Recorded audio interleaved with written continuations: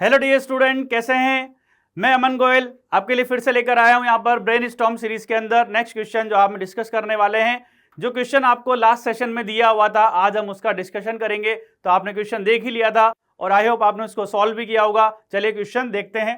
तो क्वेश्चन हमें यहाँ पर दिया हुआ था, that is for the following cell reaction, और यहाँ पर हमें स्टैंडर्ड इलेक्ट्रोड पोटेंशियल दिए हुए हैं। If an ammeter is connected then predict the direction of the current and current will increase और डिक्रीज विद टाइम। ये हमें यहाँ पर फाइंड आउट करना है। तो सबसे पहले हम बात करते हैं कि हमें जो सेल रिएक्शन दी हुई है, उस सेल रिएक्शन के अंदर हमें लेफ्ट में क्या दिया हुआ है, आयरन का हमें क्या दिया हुआ है, यहाँ पर देखिए रिडक्शन दिया हुआ है। ठीक है, आयरन का हमें यहाँ पर क्या दिया हुआ है, रिडक्शन दिया हुआ है। जनरली क्या होता है, जो लेफ्ट में लिखा होता है वो क्या होता है, हमें एनोड की रिएक्शन दी हुई थी, लेकिन यहाँ पर तो रिडक्शन दिया हुआ है। एनोड पर क्या होता है, ऑक्सीडेशन होता है। कोई बात नहीं, हम क्या कर लेंगे, इसको अज्यूम कर लेंगे कि यही हमारा क्या है, एनोड है।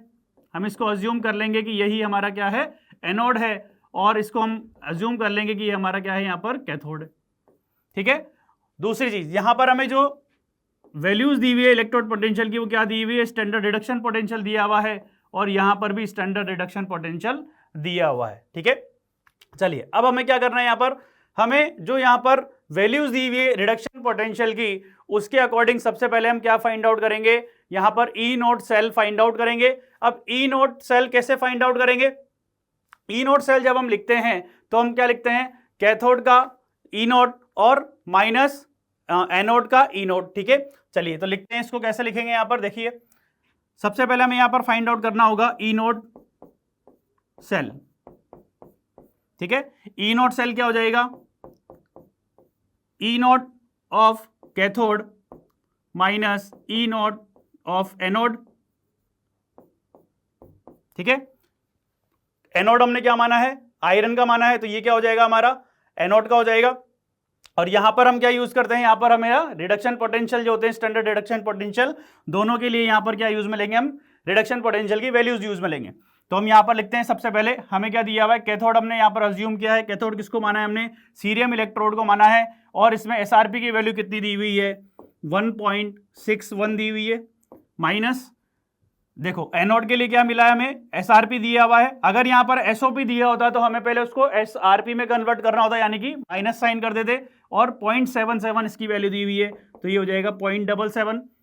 चलिए अब क्या हो जाएगा, यहां पर हमें फाइंड आउट करना है क्या इसका वैल्यू आएगा। तो देखिए यहां पर ये हो जाएगा 11 माइनस 7 4, और यहां पर हो जाएगा ये 5, 15 माइनस 7 कितना हो जाएगा, ये हो जाएगा यहां पर 9। ठीक है, सॉरी 15 माइनस 7 यहाँ पर हो जाएगा 8। ठीक है, तो ये 0.84 वोल्ट जो है हमें क्या निकल के आ रहा है, ई नोट सेल निकल कर आ रहा है, और जिसकी वैल्यू क्या आ रही है, पॉजिटिव आ रही है। और हमें पता है कि डेल्टा जी जो होता है that equals to minus N F E nought. ठीक है, तो यहां जब आप ई नोट की वैल्यू रखेंगे तो ये वैल्यू क्या आएगी, नेगेटिव आएगी। इसका मतलब हमारी जो रिएक्शन है वो कैसी हो जाएगी, स्पॉन्टेनियस हो जाएगी। तो हमने जो यहाँ पर अजम्पशन किया है वो तो करेक्ट अजम्पशन किया था। ठीक है, चलिए अब हम बात करते हैं कि आगे हमें क्या फाइंड आउट करना है, कि अमीटर अगर हम कनेक्ट कर दे तो डायरेक्शन ऑफ करंट क्या होगी। ठीक है, तो डायरेक्शन ऑफ करंट कैसे फाइंड आउट करेंगे, कि जो हमारा गैल्वेनिक सेल होता है उसके अंदर एनोड जो होता है वो क्या होता है, नेगेटिवली चार्ज होता है, और जो हमारा कैथोड होता है वो पॉजिटिवली चार्ज होता है। तो एनोड से कैथोड की ओर क्या होगा, इलेक्ट्रॉन का फ्लो होगा। अगर इलेक्ट्रॉन का फ्लो, देखो यहां पर हमारे पास में क्या है, एनोड है, एनोड क्या है यहाँ पर, नेगेटिवली चार्ज है, और कैथोड कैसा है, पॉजिटिवली चार्ज है। ठीक है, तो इलेक्ट्रॉन का फ्लो कहां से कहां होगा, देखिए इलेक्ट्रॉन का फ्लो होगा एनोड से कैथोड। ठीक है, तो करंट का फ्लो कहां से कहां होगा, करंट का फ्लो होगा यहां पर कैथोड से एनोड की ओर। ठीक है, करंट हो जाएगा आई, तो करंट का फ्लो क्या होगा यहां पर, कैथोड से एनोड की ओर होगा। चलिए देखते हैं ऑप्शंस में।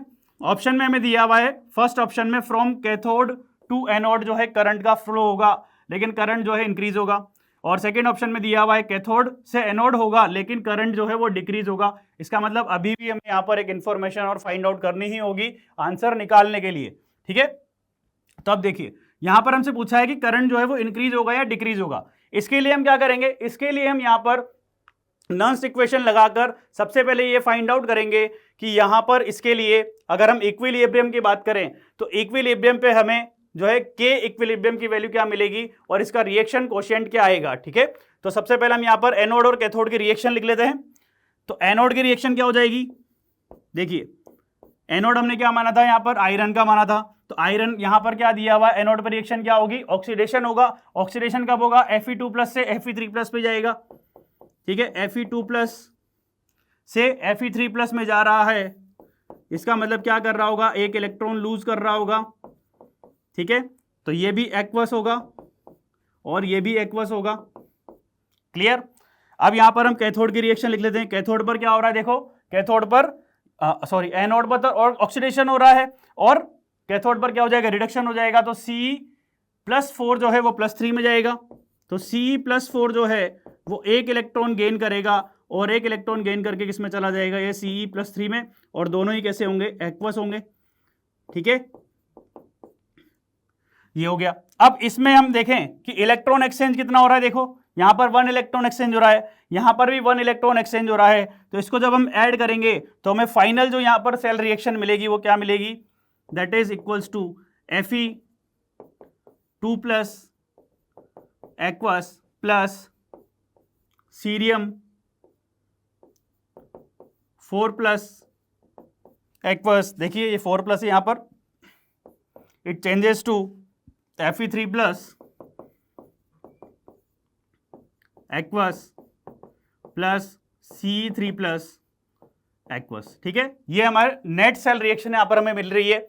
और नेट सेल रिएक्शन के अंदर इलेक्ट्रॉन एक्सचेंज कितना आ रहा है, 1 इलेक्ट्रॉन का एक्सचेंज आ रहा है, तो इसके लिए n की वैल्यू क्या हो जाएगी, 1 हो जाएगी, ठीक है।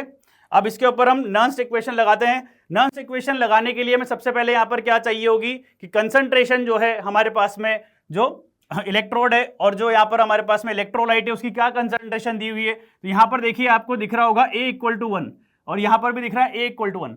A का मतलब क्या है, यहां पर ये हो गया यहां पर एक्टिविटी, और एक्टिविटी जो होती है वही क्या हो जाती है, एक्टिव मास होती है। तो एक्टिव मास जो यहां पर रिएक्शन के अंदर आ रहा है वो दोनों के लिए क्या दिया हुआ है, 1 दिया हुआ है, तो कंसंट्रेशन को हम क्या लेकर चलेंगे, वैल्यू 1 लेकर चलेंगे, ठीक है। तो अब इसके ऊपर हम नर्न्स इक्वेशन लगाते हैं। नर्न्स इक्वेशन क्या हो जाएगी हमारी, that is equals to E cell equals to E0 minus 0.0591 upon n की वैल्यू अभी हमने फाइंड आउट की थी, क्या आई थी, 1 आई थी, और log बेस 10, और यहां पर क्या आ जाएगा, यहां पर आ जाएगा Q, ठीक है, क्वोशेंट क्या आएगा, Q आएगा, ठीक है। तो अब यहां पर हम अगर इक्विलिब्रियम की बात करें तो इक्विलिब्रियम पे जो E होता है वो क्या हो जाएगा, 0 हो जाएगा, और Q जो हो जाएगा वो किसके बराबर हो जाएगा, K इक्विलिब्रियम के बराबर हो जाएगा, ठीक है। तो यहां पर हमने इसको 0 रख दिया। E0 की वैल्यू हमें अभी फाइंड आउट की थी हमने, कितनी आई थी, 0.84 आई थी, ठीक है। तो ये क्या हो जाएगा, यहां पर देखिए 0.84 इक्वल्स टू 0.0591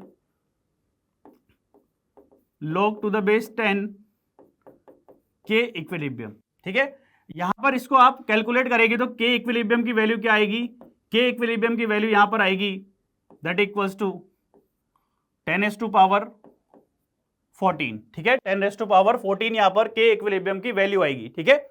अब K इक्विलिब्रियम तो हमें पता लग गया है कि इक्विलिब्रियम पे हमारा जो रिएक्शन कोशेंट है, रिएक्शन जो कांस्टेंट है यहां पर, इक्विलिब्रियम कांस्टेंट है, उसकी वैल्यू कितनी आ रही है, 10⁻14 आ रही है। और Q जो है हमें दिख रहा है साफ साफ क्या आएगा कि जो हमारे पास में प्रोडक्ट है, प्रोडक्ट की कंसंट्रेशन भी कितनी है, 1 है, और रिएक्टेंट की कंसंट्रेशन भी कितनी है, 1 है, तो Q की वैल्यू क्या आ जाएगी, 1 आ जाएगी, ठीक है।